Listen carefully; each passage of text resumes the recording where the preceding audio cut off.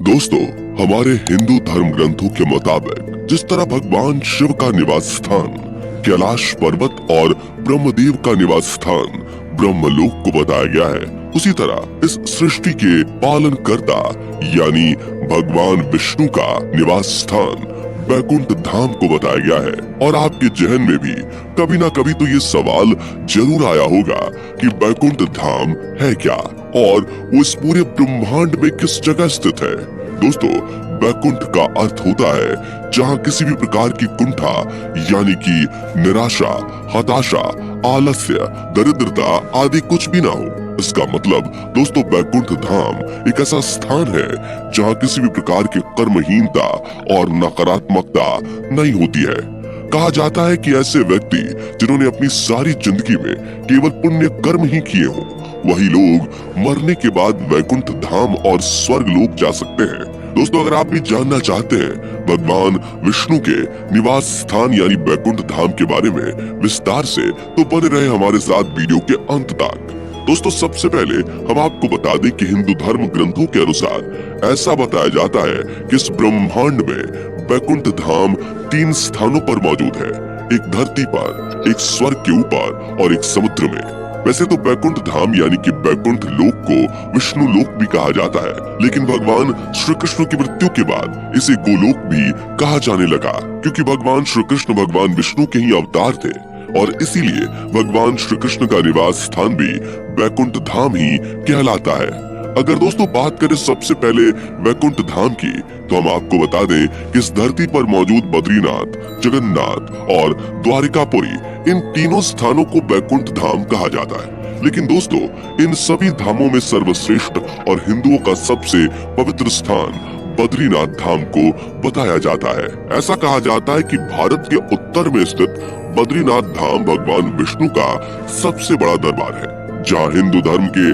सर्वश्रेष्ठ देव श्री बद्री नारायण भगवान के 5 स्वरूपों की पूजा अर्चना की जाती है। भगवान विष्णु के इन 5 स्वरूपों को पंचबद्री के नाम से भी जाना जाता है, जिनके नाम कुछ इस प्रकार है: श्री विशाल बद्री, श्री योग ध्यान बद्री, श्री भविष्य बद्री, श्री वृद्ध बद्री और सबसे आखिरी में श्री आदि बद्री। दोस्तों, बद्रीनाथ के अलावा द्वारिकापुरी और जगन्नाथ धाम भी वैकुंठ धाम के नाम से ही जाने जाते हैं। ऐसा बताया जाता है कि जिस तरह सतयुग में भगवान विष्णु ने बद्रीनाथ धाम की स्थापना की थी, उसी तरह त्रेता युग में भगवान विष्णु के अवतार प्रभु श्री राम ने रामेश्वरम की स्थापना की और द्वापर युग में श्री कृष्ण ने द्वारिकापुरी की स्थापना की। अब दोस्तों, कलयुग में जगन्नाथ धाम को भी वैकुंठ धाम कहा जाता है। ब्रह्म पुराण और स्कंद पुराण के अनुसार ऐसा बताया जाता है कि भगवान विष्णु ने यहीं पर पुरुषोत्तम नील माधव के रूप में अवतार लिया था। अब दोस्तों बात करते हैं दूसरे वैकुंठ धाम की। आपको बता दें कि भगवान श्री कृष्ण ने द्वारिका के बाद एक और नगर बसाया था और उसे भी वैकुंठ धाम कहा जाता है। कुछ इतिहासकारों के मुताबिक बताया जाता है कि भगवान श्री कृष्ण ने ये वैकुंठ धाम अरावली की पहाड़ियों के बीच में ही कहीं बसाया था, जहाँ कोई मामूली इंसान बिल्कुल भी नहीं जा सकता। यहाँ केवल पुण्य आत्माएं और घोर तपस्या करने वाले साधु ही जा सकते हैं। इसी के साथ भूवैज्ञानिकों का भी यही कहना है कि अरावली पर्वत भारत में मौजूद सबसे प्राचीन पर्वत है, जहाँ रहकर भगवान श्री कृष्ण ने अपनी वैकुंठ नगरी बसाई थी। दोस्तों, अब बात करते हैं तीसरे और सबसे आखिरी वैकुंठ धाम की। इसकी स्थिति इस ब्रह्मांड से बाहर तीनों लोकों के ऊपर बताई गई है, जहाँ स्वयं भगवान विष्णु विराजमान रहते हैं। विष्णु पुराण के अनुसार ऐसा बताया जाता है कि भगवान विष्णु के इस लोक में लाखों सूर्य आकाश में मौजूद होते हैं और इसके साथ वहाँ कई सारे ग्रह यानी नक्षत्र भी मौजूद हैं। भगवान विष्णु का यह धाम दिखाई देने वाली इस प्रकृति से 3 गुना ज्यादा बड़ा है। इस वैकुंठ धाम की देखरेख करने के लिए भगवान विष्णु के 96 करोड़ पार्षद हमेशा तैनात रहते हैं। कहा जाता है कि भगवान विष्णु यहाँ पर अपनी 4 पटरानियों श्रीदेवी, भूदेवी, नीला और महालक्ष्मी के साथ निवास करते हैं। पुराणों के अनुसार जो लोग अपनी जिंदगी एक साधारण इंसान की तरह बिता देते हैं और कभी किसी के साथ कुछ बुरा नहीं करते, मरने के बाद उन्हें स्वर्ग लोक की प्राप्ति होती है। उसके बाद आता है जनलोक। आपको बता दें कि जनलोक स्वर्गलोक से 2 करोड़ योजन यानी कि 24 करोड़ किलोमीटर की ऊंचाई पर स्थित है और जनलोक पर वही लोग जा पाते हैं जिन्होंने अपनी सारी जिंदगी पुण्य कर्म करने में बिता दी हो और अपने स्वार्थ को त्याग कर हमेशा दूसरों की मदद की हो। यहाँ पर जाने वाले मनुष्य स्वयं स्वर्ग के देवी देवताओं का दर्शन कर सकते हैं। फिर इसके बाद आता है तपोलोक। दोस्तों, जनलोक के बाद 8 करोड़ योजन यानी कि 98 करोड़ किलोमीटर की दूरी पर स्थित है तपोलोक। कहा जाता है कि तपोलोक पर जाने के लिए इंसान को बहुत सारी कठिन परीक्षाओं से गुजरना पड़ता है। यहाँ पर केवल साधु, संत, ऋषि, मुनि, सन्यासी आदि ही जा सकते हैं जिन्होंने अपनी जिंदगी में सभी सुखों को त्याग कर केवल ईश्वर का ध्यान और सत्कर्म किए हैं। इस लोक पर ब्रह्मांड की सारी ऊर्जा को नियंत्रित करने वाले सभी देवी देवता रहते हैं, जैसे कि वरुण देव, अग्निदेव आदि।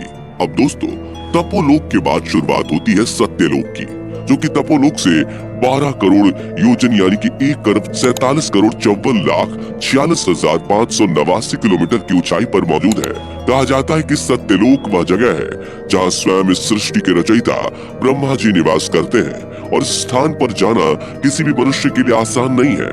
इस लोक पर सिर्फ वही आत्माएं जा सकती हैं जिन्होंने अपने पिछले जन्म जन्मांतर में कोई भी पाप न किया हो और हमेशा पुण्य ही किए हो। दोस्तों, इसके बाद आता है भगवान विष्णु का धाम बैकुंठ धाम, जिसे बैकुंठ लोक के नाम से भी जाना जाता है, जो कि सत्यलोक से 2 करोड़ 62 लाख योजन की ऊंचाई पर स्थित है।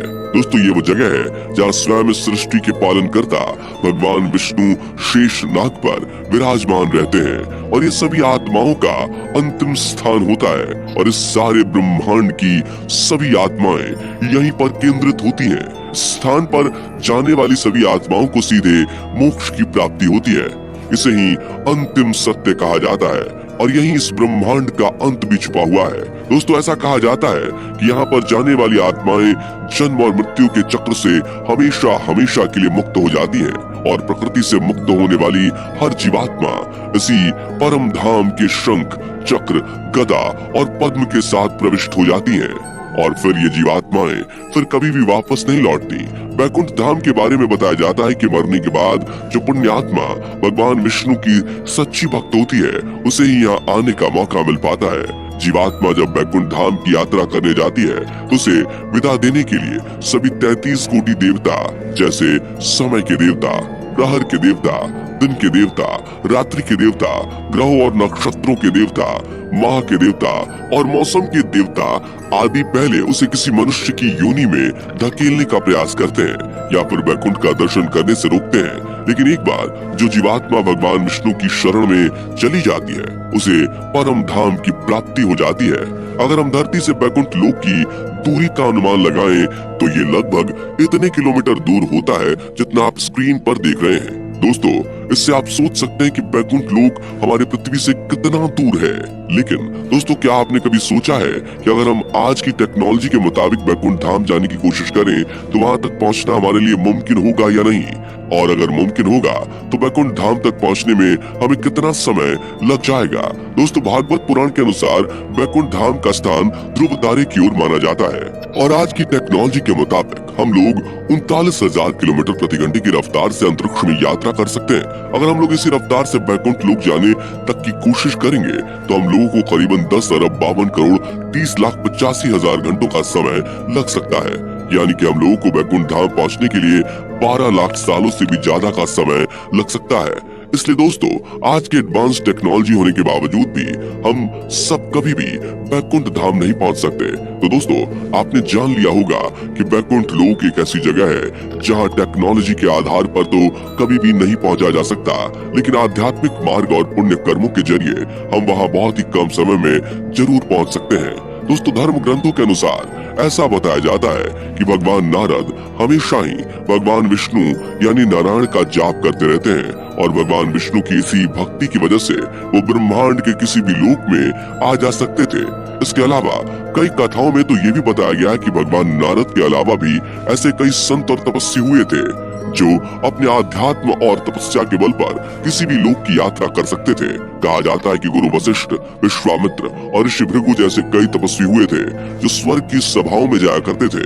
इसके अलावा एक कथा में ये भी जिक्र किया गया है कि एक बार ऋषि भृगु भगवान विष्णु की परीक्षा लेना चाहते थे, जिसके लिए वो भगवान विष्णु के निवास स्थान वैकुंठ धाम पर गए थे। दोस्तों, ये सभी तपस्वी ऐसा इसलिए कर पाते थे क्योंकि उन्होंने अपनी तपस्या के बल पर कहीं भी आने जाने की शक्तियां प्राप्त कर ली थी और इसी आध्यात्म और तपस्या के बल पर वो सभी तपस्वी कुछ ही समय में ब्रह्मांड के किसी भी लोक में आ जा सकते थे।